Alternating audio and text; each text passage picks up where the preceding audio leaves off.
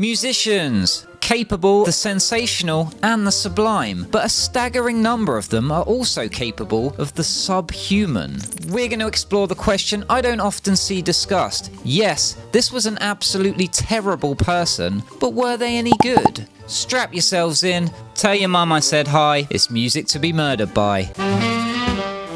She said, this beat is to die for. I said, you're damn right, sugar. It's music to be murdered by.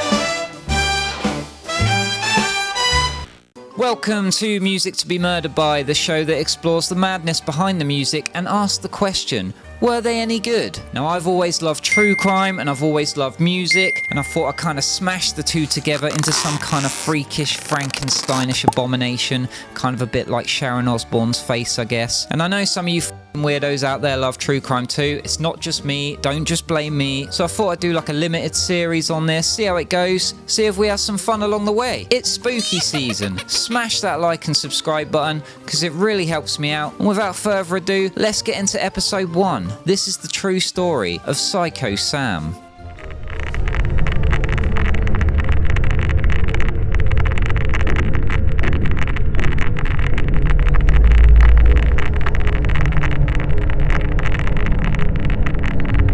Farmville, Virginia. Population? Not very many. It's a peaceful little slice of Americana where nothing ever happens, except when it does. And boy, did it happen. In September 2009, a young man from California who called himself Syko Sam, yup, that's Psycho with an S, turned this sleepy town into the set of a horror movie. Meet Richard McCroskey, aka Syko Sam, California's answer to what happens when you take a quiet kid with a love for horror movies and give him access to GarageBand. Was GarageBand a thing in 2009? Do you know what? I can't really remember. I was too busy stealing beats. I mean, I wasn't stealing beats off the internet. By day, Richard was your average socially awkward teenager, but by night, he was Syko Sam, horrorcore rapper extraordinaire, spitting rhymes about spooky, scary skeletons. So for those of you at home who may be wondering, what the f is horrorcore? Horrorcore is basically a subgenre of hip-hop that evolved in the late 80s, early 90s. It basically incorporates horror themes, supernatural elements, serial killers, ghosts, murders, all that kind of spooky stuff. A lot of people think it's kind of cringe, but, I do horrorcore and I'm not cringe.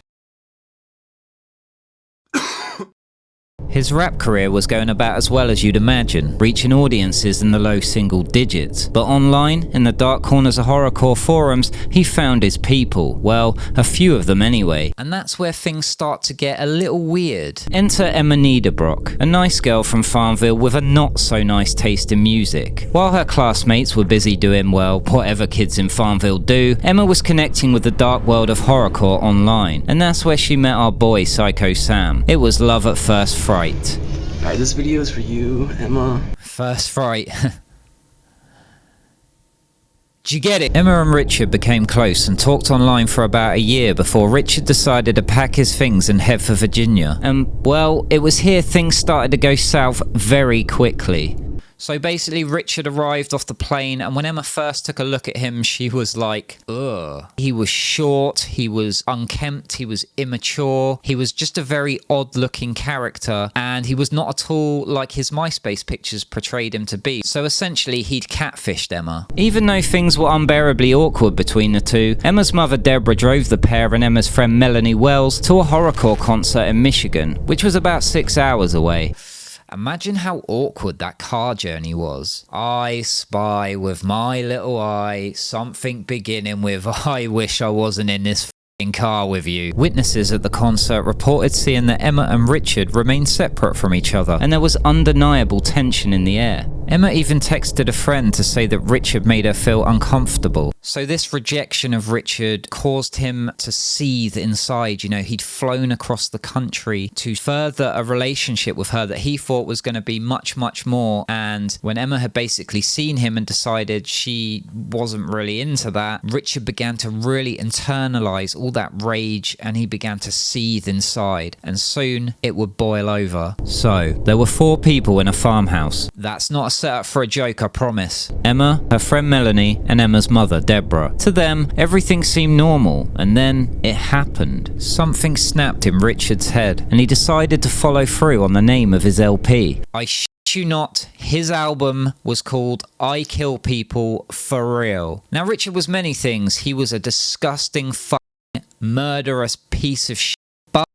But he was a man of his word, and you've got to respect that. No, you don't have to respect that. He murdered people. What the fuck is wrong with you? Feeling the sting of rejection from his failing relationship with Emma, and armed with a wood-splitting maul, because apparently that's what you use when you're starring in your own horror movie, Syko Sam brutally murdered Emma, Emma's mum, and Melanie while they slept. It was Horrorcore come to life, right there, in the heart of Farmville. And I wish I could say the story ends there, but I'm afraid it gets even more gruesome. Richard didn't flee the scene immediately. In fact, he hung out at the house for 3 days, surrounded by dead bodies, and at some point recorded a video confession and goodbye message for his family. I'm making this video because it's in my final minutes of being alive. And to anybody that finds this, I want you to tell my parents I love them deeply, and I'm very sorry for doing this. To my brother, Sinister, aka Eric, and Emily, I love you guys deeply. And I'm sorry for going this route. I know I said I'd turn myself in, but I'm not gonna do that. I can't do that. I can't pay those consequences. I'm gonna get going and do what I gotta do. I'm gonna pay my consequences.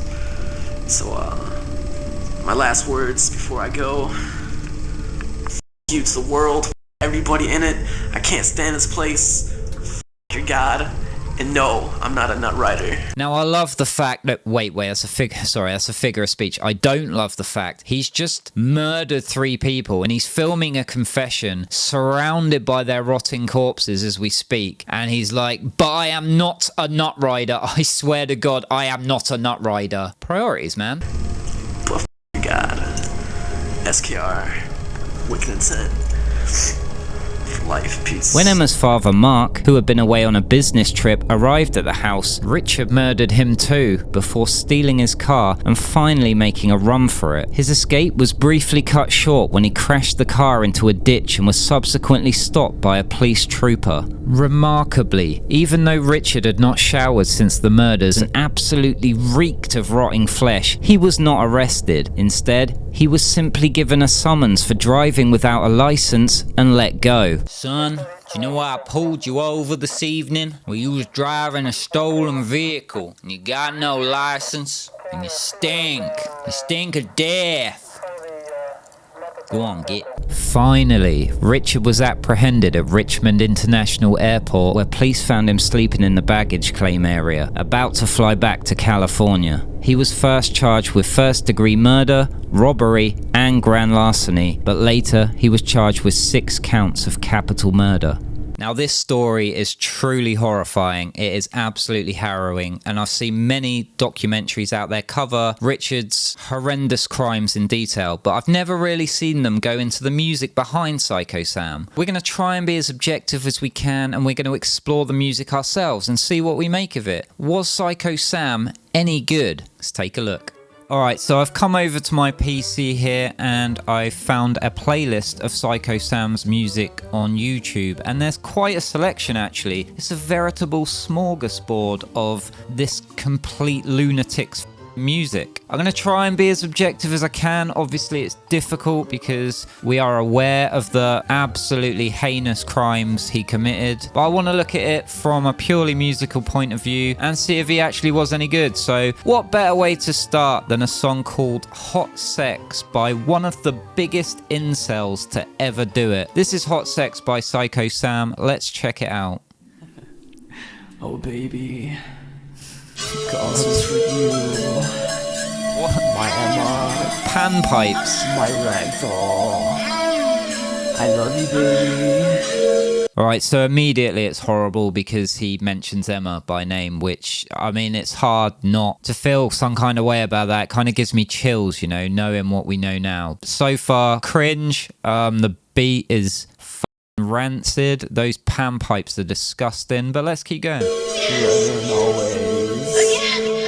Mwah. Did he just say mwah?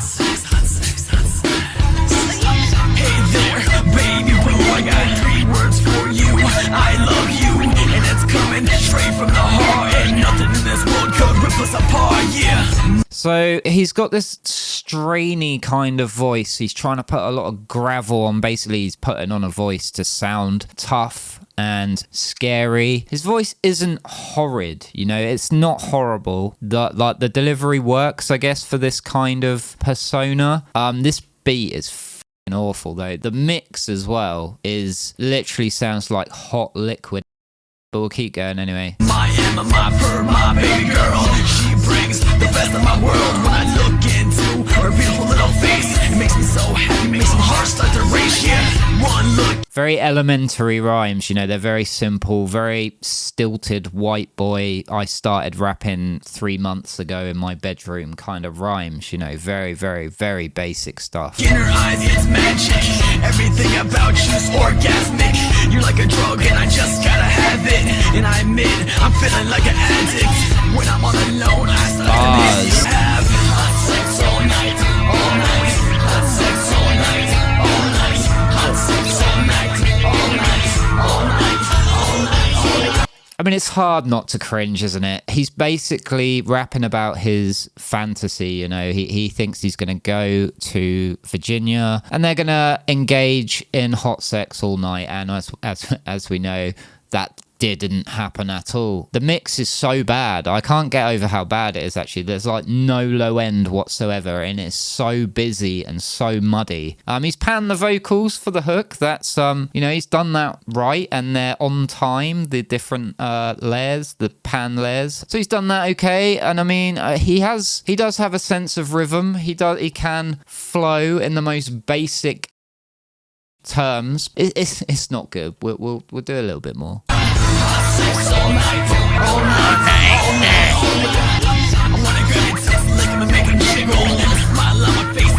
I can't understand what's happening right now. It's just like a wall of sound. It's awful. I'm in the mood to lick you and let my tongue explore all up in you. Around your belly button, all around your neck, yeah. Down to your legs, baby, what's next? I'm got the feeling I get when I look into your eyes. And I just start to rub on both your thighs. All this talk is getting me turned on. No. I can't. It's hard. It's too... Oh, Jesus Christ. It's so painful. Basically, like, take the biggest virgin ever and he's wrote what he thinks sex is going to be about and make a song about it. We've all done it, right? We've all made a horrorcore track about having sex. No? This is what it is, and it's so cringeworthy. It's pretty horrific. I'm really struggling, I think. Now time to get it on, yeah.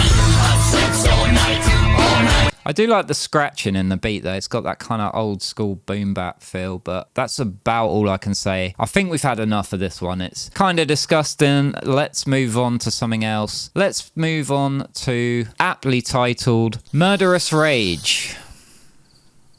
Sounds like the beginning of 97 Bonnie and Clyde by Eminem. In fact, this is the beginning of 97 Bonnie. I'm going to skip that because I'll probably get copyright. There's something so sinister about this, knowing what he's done.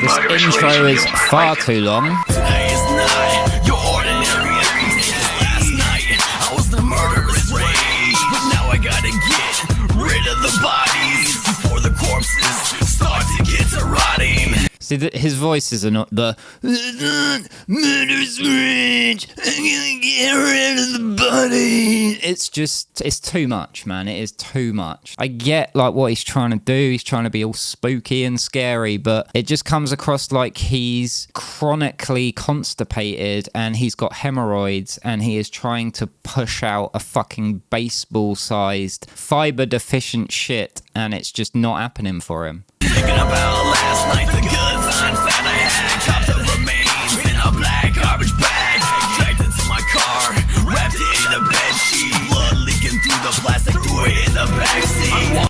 The flow is so wobbly as well. He's not very confident flow-wise on the mic, in my opinion. He's very wooden and a little bit shaky here and there. I mean, he was young. We forget he was very young. You can give him the benefit of the doubt there. But yeah, this is, again, the beat is very... Beat even sounds dated for 2009. Like, it's not good. On the radio, it's gonna be a long ride as I take you to my underwater grave site, the place where you will forever rest in peace.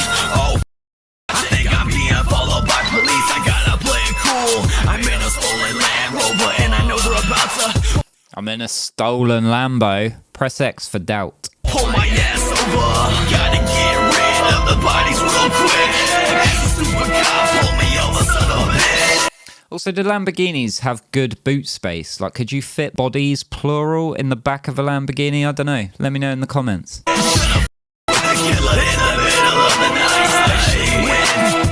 So busy, there's just too much going on. Basically, his idea of a hook as well is just repeating, you know, the same 2 to 4 lines and just adding a layer on top. Like, same flow as the verses, exactly the same, but do another layer over the top. So he wasn't very creative.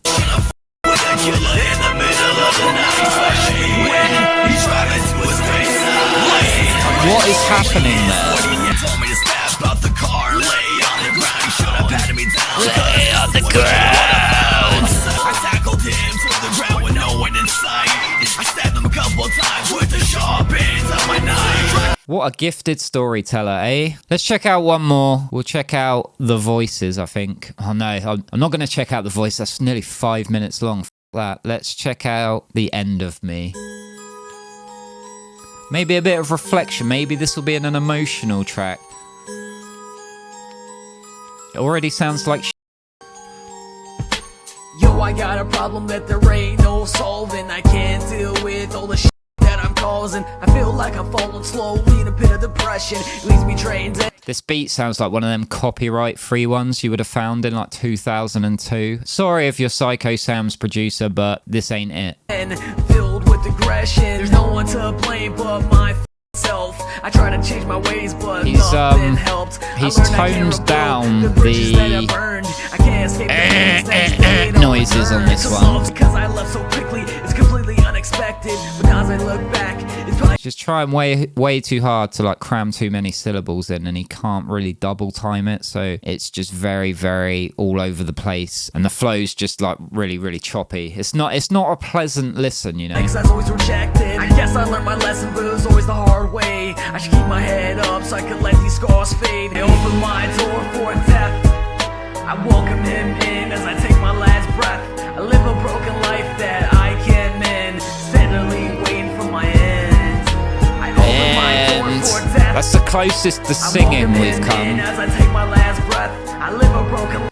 Yeah, I mean, it's very self-pitying, very generic. Woe is me. A depression. Everything is dark. Everything is evil. I'm so sad. Music. It's nothing particularly new or innovative in there. He's trying to get introspective, and he just comes across as a bit of an edgelord, really. And we'll have a quick look at the voices then. Go on then. You twisted my arm. See, I quite like that, but I bet this is the best beat so far. They wanna see me kill. They wanna see me dead. His voice, man. It's creepy though, right? They wanna see me dead.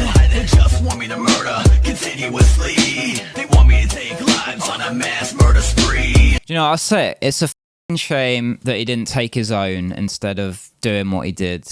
Obviously, in a perfect world, he would have not been depressed and he would have found help, and all this tragic situation would have been avoided. But it's just such a shame when people feel this way and they feel the need to kill innocent people, you know? It just me off. Love the sight of a body that's rotten and decayed. That's what I think about when I'm stalking my prey. I'll drag you back to my truck. Stain my clothes. I'm bloody ass. Those choral stabs are very 2004.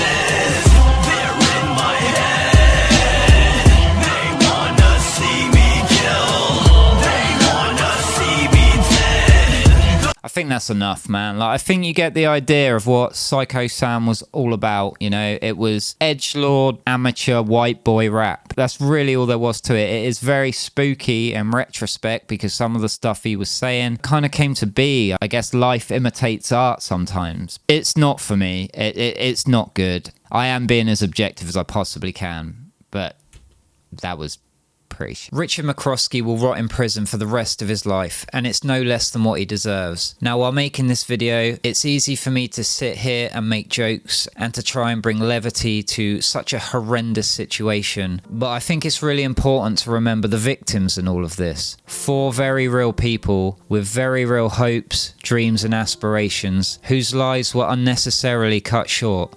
Emma Niederbrock wasn't just a rebellious teenager who loved horrorcore. She also played soccer and enjoyed skateboarding and designing and modelling skirts. She was excited about the local job she would be getting at the local beauty shop where she could style hair and makeup. Her mother, Deborah Kelly, was a dedicated educator who devoted her life to better understanding criminals and their victims. Her friends remembered her as someone who was born to teach. Emma's father, Mark, was an Eagle Scout and a graduate of the University of Illinois with a major in the study of photography, and was serving as the pastor of Walker's Presbyterian Church, where he was loved and will be greatly missed. And finally, Melanie Wells was studying for her high school equivalency diploma. She enjoyed hobbies such as restorative arts and doted on her beloved cat, Beans.